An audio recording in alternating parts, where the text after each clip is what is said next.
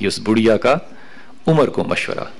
کھڑے رہے, آزان ہو گئی, نماز کے لیے گئے, واپس آ گئے, اور یہ جو عورت تھی یہ وہیں کھڑی پھر باتیں کرتی رہی. تھوڑی دیر بعد عمر کے پاس لوگ آئے اور کہا کہ عمر, بہت سے لوگ, بہت سے ساتھی آپ کا انتظار کر رہے ہیں, آپ چلیے اب اس بڑھیا سے باتیں کرنا بند کیجئے.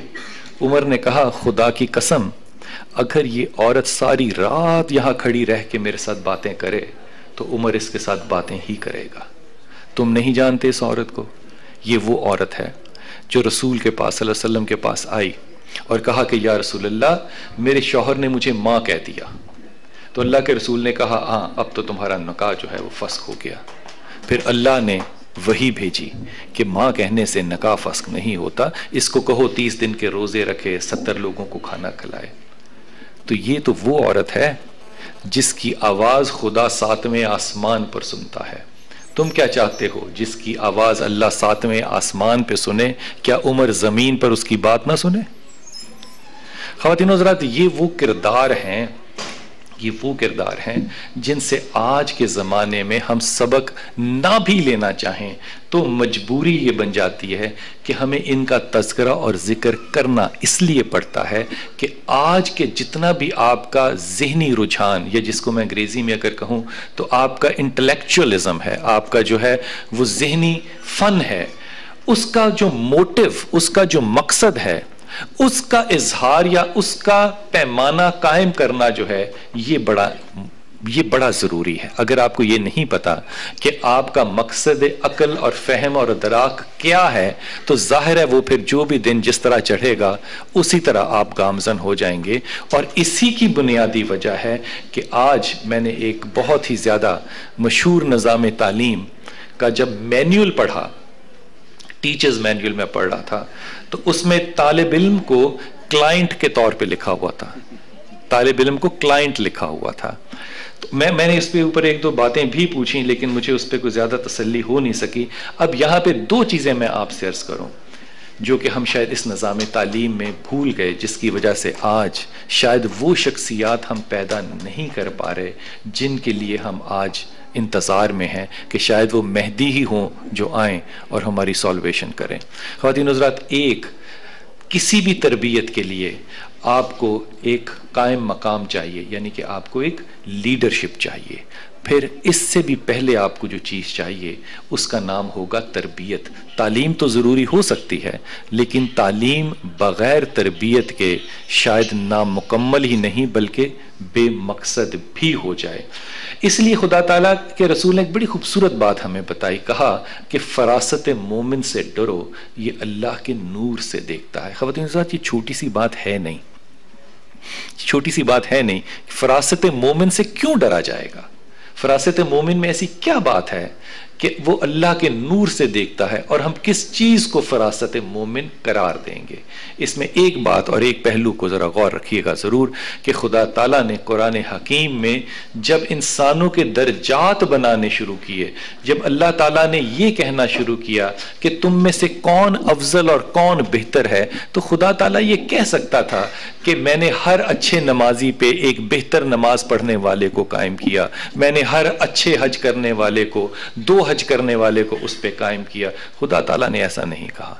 خدا تعالیٰ نے کہا میں نے ہر علم والے پہ ایک علم والا رکھا, ہر علم والے پہ ایک علم والا رکھا. اس کو کہنے کی خواتین حضرات وجہ صرف ایک ہی تھی کہ اس دنیا کے اندر جب آپ تشریف لاتے ہیں تو اللہ تعالیٰ نے آپ کا مقدر جو ہے وہ آپ کے ساتھ لکھ کر بھجوا دیا. کیا ہوتا ہے, اب اس آرگومنٹ میں ہم نہیں جاتے, لیکن یہ مقدر آپ کا جو ہے ایک روایت میں ہے کہ 40 دن بعد اور ایک روایت میں 120 دن کے بعد آپ کی جو ماں ہے اس کے رحم پہ فرشتے نے بیٹھ کے اس مقدر کو لکھ دیا تھا. اب جب وہ فرشتہ ماں کے رحم پہ بیٹھا تھا تو بخاری شریف یہ کہتی ہے کہ اس نے اللہ سے پلٹ کے پوچھا کہ اللہ تو بتا میں اس کا کیا لکھوں. پھر اللہ نے لکھایا اور فرشتے نے لکھا. یہ وہ مقدر ہے جس کو اللہ لکھانے والا اور فرشتہ لکھنے والا ہے۔ یہ وہ فراست ہے جس کی طرف اللہ کا یہ اشارہ نہیں، اللہ کی یہ باقاعدہ ایک دلیل ہے کہ میں نے تمہارا مقدر تو لکھ کر قائم کر دیا، اب تمہیں میں نے یہ تمام وسائل اس دنیا کے جو دے دیے وہ اس لیے دیے تاکہ تم اس دنیا میں علم حاصل کرو اور علم کو ٹول کے طور پہ استعمال کرو میری شناخت کے لیے۔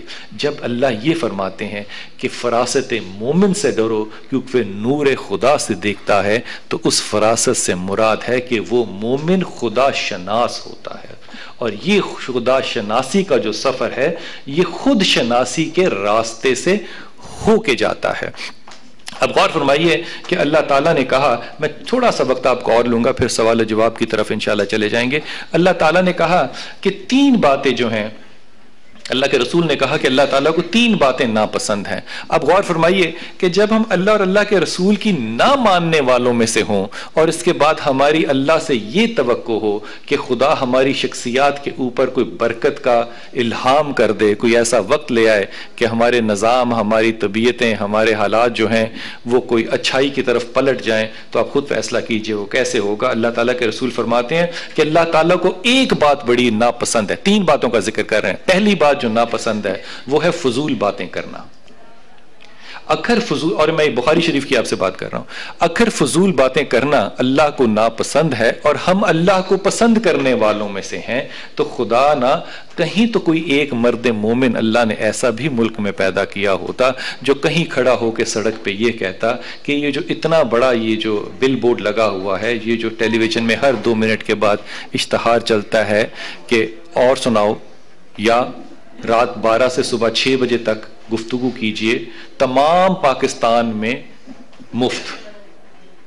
تو اگر اللہ کو فضول باتیں ناپسند ہیں تو یہ کون شخص ہے جو یہ فیصلہ کرتا ہے کہ میری تمام امت، میری تمام قوم جو ہے وہ فضول باتوں میں اپنے آپ کو انڈلج کر دے؟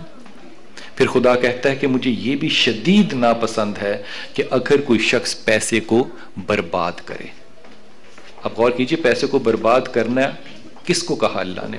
اللہ نے خیرات کو نہیں کہا، صدقات کو نہیں کہا، زکوٰۃ کو نہیں کہا، پیسے کو برباد کرنا۔ زکوٰۃ پیسے کو صاف کرتی ہے، صدقہ مصائب کو دور کرتا ہے، بربادی یہ پیسہ کیا ہوگا آپ خود تشریح کیجئے۔ پھر تیسری چیز جو اللہ نے بڑی کثرت سے کہی اور زور سے کہی وہ ہے کثرت سے بار بار مانگنا۔